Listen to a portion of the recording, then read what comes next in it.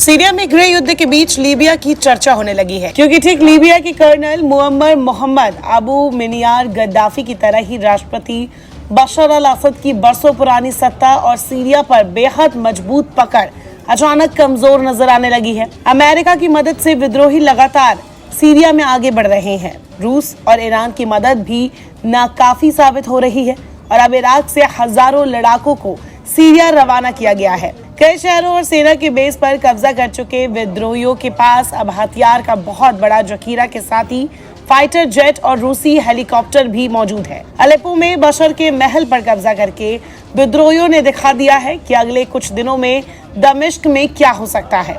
Gaddafi का जिक्र किया है तो उसका हश्र भी जान लेते हैं। आखिर बशर और गद्दाफी में क्या समानता लोग तलाश रहे हैं। दरअसल लीबिया कभी इटली की कॉलोनी था। यूएन की मदद से साल 1950 में इदरिस अल सनूसी को यूनाइटेड किंगडम ऑफ लीबिया का राजा बनाया गया। 1959 में देश में तेल के बड़े भंडार मिले और फिर तानाशाही, सत्ता का केंद्रीकरण, ये सब शुरू हुआ। कड़ी मेहनत के बाद साल 1969 में तख्ता पलट हुआ। गद्दाफी के पास सत्ता आई। उसने लीबिया की नीतियों पर पूरा कब्जा रखा। बिना किसी औपचारिक ऑफिस में बैठे गद्दाफी के खैर कई सारे किस्से हैं। 2011 में उसकी हत्या कर दी गई थी।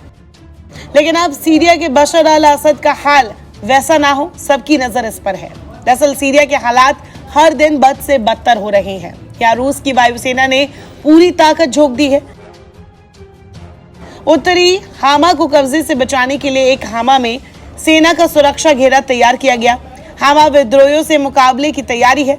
आसमान से इलाके की निगरानी की जा रही है। टैंक ब्रिगेड और रॉकेट फोर्स को तैनात किया गया है। दावा है कि इदलिब में सीरिया की वायुसेना और रूसी एरोस्पेस फोर्स ने मिलकर हमला किया। इन हमलों में अल नुसरा के हेडक्वार्टर को भस्म कर दिया गया। अल नुसरा के हथियार गोदाम को भी नष्ट कर दिया गया। ये रूस सीरिया का संयुक्त हमला था, जिसमें कुल 25 लोगों के मरने की जानकारी है।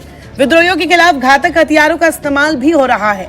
सीरिया में रूस की तोचका बैलिस्टिक मिसाइलों से विद्रोहियों पर प्रहार हो रहा है। रूसी मिसाइल से HTS के ठिकानों पर हमले किए जा रहे हैं। यहाँ तक कि विद्रोहियों पर पलटवार के लिए इस्लामिक रेजिस्टेंस के लड़ाके भी तैयार है। ईरान प्रॉक्सी संगठनों के जरिए सीरिया की सेना की मदद कर रहा है। ईरान ने IRGC क्विक रिस्पांस के चीफ को सीरिया भेजा है। जनरल सैयद जावेद गफारी सीरिया में ईरान के सलाहकार थे। सैयद गफारी सीरिया में IRGC को कमांड करेंगे। सीरिया के आर्मी चीफ भी अब मोर्चे पर निकल चुके हैं। जनरल महमूद इब्राहिम ने हामा में अपनी सेना की तैयारियों का जायजा लिया। सीरिया, रूस और ईरान अपनी अपनी तरफ से पूरी कोशिश कर रहे हैं कि किसी तरह से बशर की सरकार को बचा लिया जाए, लेकिन विद्रोहियों के हौसले इस बार बुलंद है। विद्रोहियों ने अब सीरिया के तेल रिफात पर हमला किया है। अल कुवैरिस एयरबेस पर भी विद्रोहियों का कब्जा है।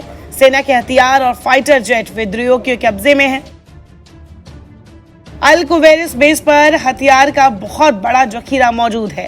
सीरिया की सेना यहाँ से भाग चुकी है और ये तमाम हथियार अब विद्रोहियों के हाथ लग चुके हैं। यहाँ इतने हथियार हैं कि विद्रोही कई दिनों तक युद्ध में टिके रह सकते हैं। फाइटर जेट भी अब विद्रोहियों के कब्जे में है। अलेप्पो में कब्जे के बाद HTS ने यहाँ अपना गवर्नर भी नियुक्त कर दिया है। इसीलिए अब सीरिया के हालात को लेकर चिंता बढ़ती जा रही है। इस देश में न सिर्फ गृह युद्ध के हालात पैदा हो रहे हैं, बल्कि अमेरिका, रूस, ईरान सभी एक अलग मोर्चे पर जंग में शामिल होते दिख रहे हैं।